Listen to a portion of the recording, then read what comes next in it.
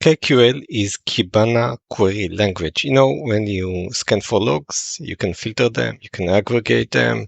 So there are query languages for this. SQL we use for databases. It's really good for databases.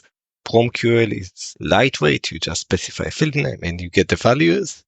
We have also seen in Kibana, and in this topic we'll go through quickly through the syntax because we have all these query languages that fine-tune ourselves for KQL. So it's a filter-only language. We do not do aggregates with it. Only filter. You open Kibana, you want to filter logs and find the relevant log lines. Right. So first thing, filter that field exists. So we have a message, colon, and then start. Would just mean the log that we are searching for have this field. I don't care about the value. Just care that it was reported with this field. A filter that matches an actual value, so we just replace the star with an actual value to filter by. So still we have the key as a string, colon, and the value that we are looking for. And as we see, this whole key, it's optional. We can just specify, just search for the value. I don't care in which field. String fields, we can match non-exact values. In numeric, you cannot just write 6 and it would match 6, 7. In a string, you can. So numeric dates and Boolean fields must match exact values, while text fields can match non-exact values. For example, if you have a text field and you search for a value which is, let's say the value is null space pointer, so it would match them, and the ordering it would match also pointer null.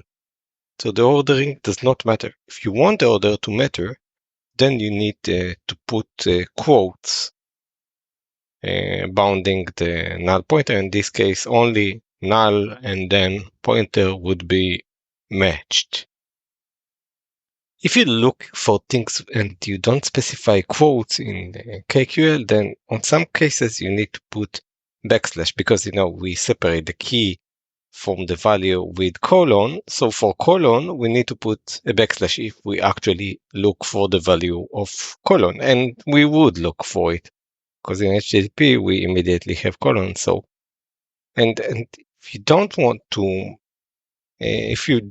put these backslashes, just put quotes around them.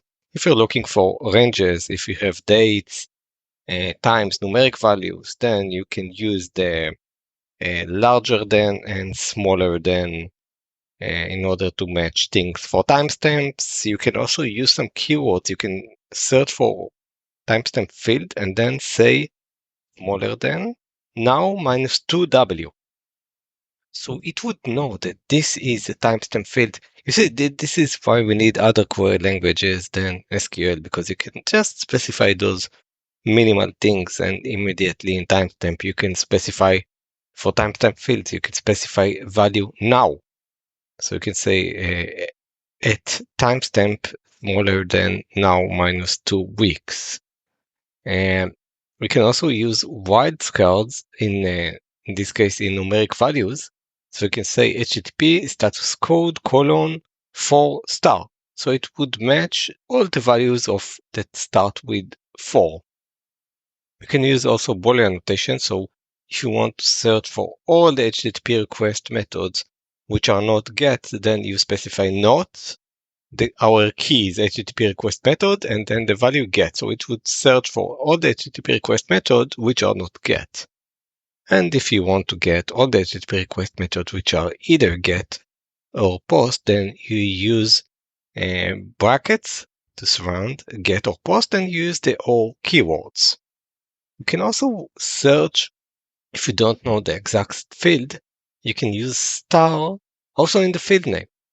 So if you search for data stream dot star colon logs, it would search for all the fields that start with data stream because you said dot star and then the specific value that you want. Also, it's heavily based on JSON, the values that we report and the values that we read with the Kibana Elasticsearch, the documents inside the Elasticsearch database.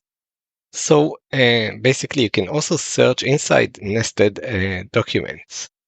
So if you have a document JSON, you can search, you can say the user, which is the root of the document, and I want to search for the first is Alice. So you can search in a JSON notation style to search internally in document.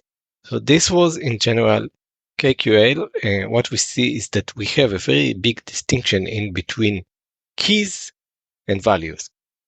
Think of the whole documents, the whole thing that you are searching for is a JSON. And in this JSON, you're going to have keys and values. You're going to use star to match for like everything or some parts of it. For numeric dates and Boolean, also, numeric dates and Boolean in JSON are separate entities than strings. So it would make sense to search for TRU instead partial of true in Boolean values. Also in strings, if you want to keep the ordering, we said that we use the quotes, backslashes for actual numeric fields. We can use less than and larger than. For timestamp, we can use specific keywords like less than now or -2 weeks. We can also use a star in the keys themselves, and we can use not, and or, both in between terms and inside a specific value. So we can say get or post the value of HTTP string method.